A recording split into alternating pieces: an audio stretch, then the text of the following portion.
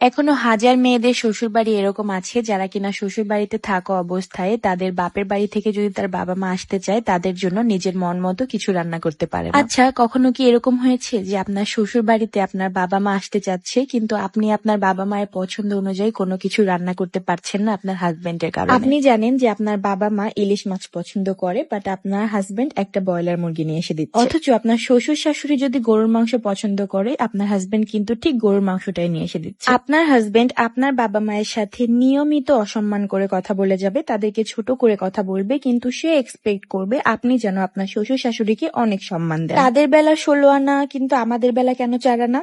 একবারও কি ভেবে দেখেছেন? আমি বলছি, কেন মেয়েদেরকে সবসময় মেয়েদের ফ্যামিলিকে এত ছোট করে রাখা হয়? আর এই সবকিছু সবসময় ওই আপুদের সাথে হয় যে আপুরা কিনা সবসময় হাজবেন্ডের অপেক্ষায় বসে থাকে যে তার হাজবেন্ড কখন বাজার করে নিয়ে আসবে, তার হাজবেন্ড কখন তাকে কিছু কিনে দেয়। তাই আমি এই ধরনের প্রবলেম ফেস করা সকল আপুদেরকে বলতে চাই যে আপুরা আপনারা অল্প অল্প করে নিজের পায়ে দাঁড়াতে শিখুন, নিজেকে ভালো রাখতে শিখুন, নিজের ফ্যামিলিকে ভালো রাখতে শিখুন। এই গরমে কর্মব্যস্ততার মধ্যে আমি আমার নিজের চুলের যত্ন নেওয়াই ভুলে গিয়েছি। তাই দেখেন, মাত্র 2 সপ্তাহ আমি আমার hair pack, hair oil use করি না, তাতেই আমার চুলের কি অবস্থা হয়ে গেছে।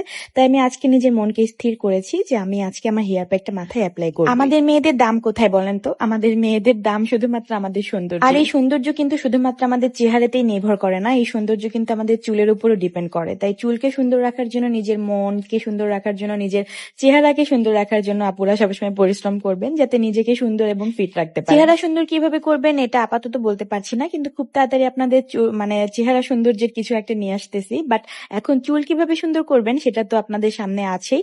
এই যে আমাদের হাজার হাজার কাস্টমার রিভিউ, যেগুলো কিন্তু প্রতিদিন আপনাদের সাথে আমরা শেয়ার করে যে আমার হ্যামিলি ফ্যাশন হাউস। আপনারা সবাই পাগল হয়ে গিয়েছিলেন যে আপু এমিলি আপু আমাদেরকে স্বর্ণের কিছু গিফট করেছে কিন্তু তুমি কেন করোনি। তাই আপনাদের জন্য আমি কিন্তু সুন্দর একটা স্বর্ণের লকেট কিনেছি, যে লকেটটা কিন্তু আপনারা 25 তারিখের মধ্যে যারা অর্ডার করবেন, মানে ঈদের পরের দিন থেকে শুরু করে 25 তারিখের ভেতরে যারা অর্ডার করেছেন তাদের মধ্যে একজন লাকি কাস্টমার কিন্তু আমাদের এই স্বর্ণের লকেটটা পেয়ে যাবেন। আমাদের প্রোডাক্ট হাতে পেয়ে প্রোডাক্টের একটা পিকচার তুলে আমাদের ইনবক্স করে রেখে দিবেন। আর যারা এখন পর্যন্ত অর্ডার করেননি তারা কিন্তু ইনবক্সে আপনাদের অ্যাড্রেস দিয়ে দিলে অর্ডারটি কনফার্ম হয়ে যাবে। প্রোডাক্টের পেজ কিন্তু ক্যাপশনে দেওয়া থাকবে, আপনারা খুব তাড়াতাড়ি গিয়ে আমাদের প্রোডাক্টটি অর্ডার করে ফেলুন। আচ্ছা, কি জানি বলছিলাম যে আমাদের প্রত্যেকটা মেয়েরই নিজের পায়ে দাঁড়ানো দরকার, প্রত্যেকটা মেয়েরই স্বাবলম্বী হওয়া দরকার। আপুরা বিশ্বাস করেন, একটা মেয়ের যে স্বাবলম্বী হওয়া কতটা দরকার এটা আমি আমার নিজের লাইফ দিয়ে প্রমাণ করেছি। আমি আমার জীবনের অভিজ্ঞতা থেকে অর্জন করেছি যে একটা মেয়ের স্বাবলম্বী হওয়া খুবই দরকার। আমার লাইফে যেটা ঘটে গিয়েছে হয়তো বা সেটা আল্লাহ চাইতো যার কারণে ঘটেছে, কিন্তু শুধুমাত্র কি আমার লাইফে এমন একটা দাগ আছে আপনাদের কারো লাইফে নাই, বা আপনাদের ফ্যামিলিতে কারো লাইফে নাই?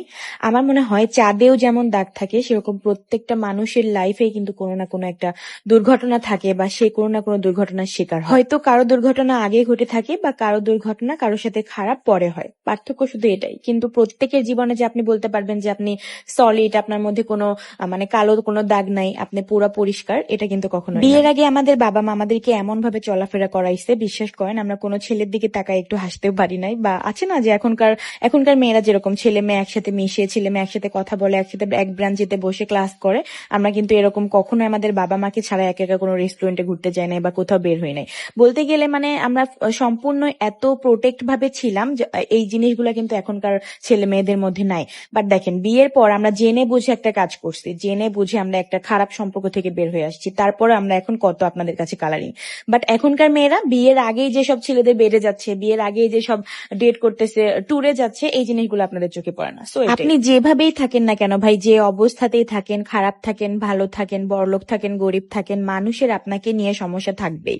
সো আপনাকে যারা জেলাস হবে তারাই আপনার ভালো সহ্য করতে পারবে। আমি তো মনে করি কেউ যদি এখন আমাদেরকে নিয়ে কথা বলে শুধুমাত্র সে তার ব্যবসার জন্য কথা বলে, বা জেলাস হয় এই কারণে কথা বলে। তাছাড়া আমরা যদি খারাপই হয়ে থাকি তাহলে খারাপ ব্যক্তিকে নিয়ে কথা বলার কোনো প্রশ্নই আসে না।